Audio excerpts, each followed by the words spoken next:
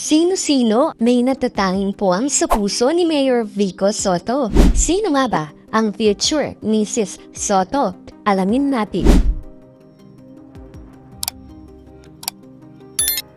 Doña Tesoro sa kapwa millennial mayor ng San Manuel Tarlac na si Doña Tesoro. Siniship ng mga netizens si Mayor Vico, kinilig ang mga netizens sa naging guesting ni Mayor Doña sa Itbulaga segment na bawal judgmental.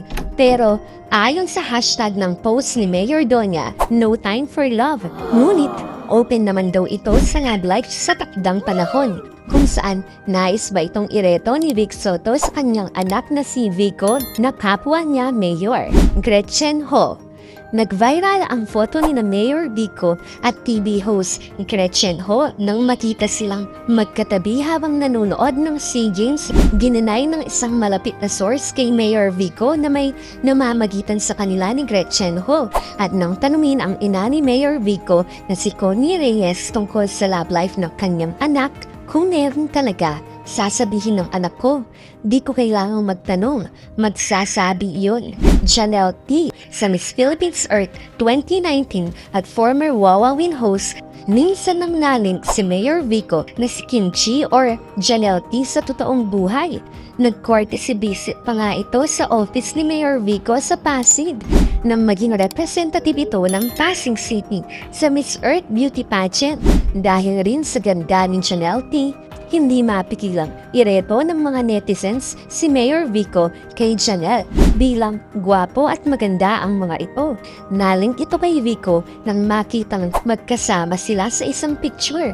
Nilinaw naman ni Janelle sa isang interview na pareho silang single noong panahon na iyon at pawang advocacies lang ang pinag-usapan nila noong nag-courtesy call siya kay Mayor Vico.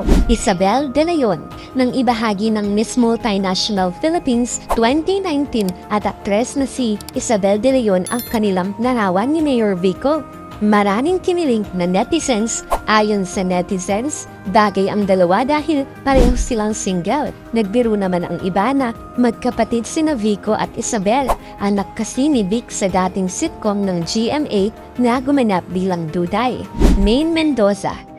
Minsan na ring nalink si Mayor Vico nang tuksuhin sila ng netizens matapos niyang dumalaw noon sa location set ng One for All for One ng Itbulaga kay EB Davercats at phenomenal star Maine Mendoza, nasakop ng distrito kung saan siya konsehal noon sa Barangay Palatiw sa Pasig City.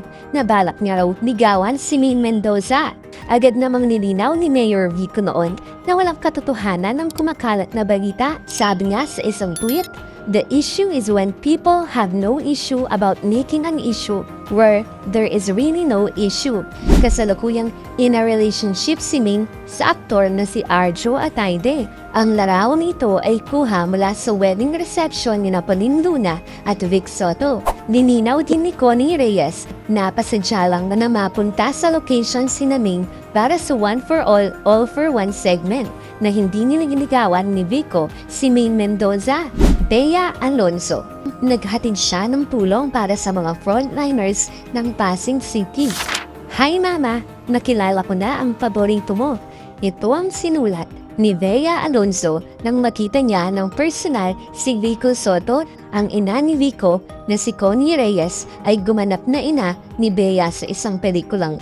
Dito ay nagtalo-talo ang magkakapatid na anak ni Connie kung sino nga ba ang paboritong anak. Nag-click naman sa mga netizens ang tambalan nila Bea Alonzo dahil bagay na bagay raw sila sa isa't isa. Dahil nga naman sa galing, kabaitan at husay ni Vico bilang isang mayor, hindi katakatakang minamahal at mainit ang pagtanggap ng sambayanan. Kaya kahit na sino pa man ang magiging Mrs. Sotto ng buhay niya, tiyak na napakaswerte nito sigurado. Ano ang masasabi mo sa video na ito? Mag-like o mag-react at huwag mahiyang mag-comment. Huwag kalimutan mag-subscribe at i-hit ang notification button.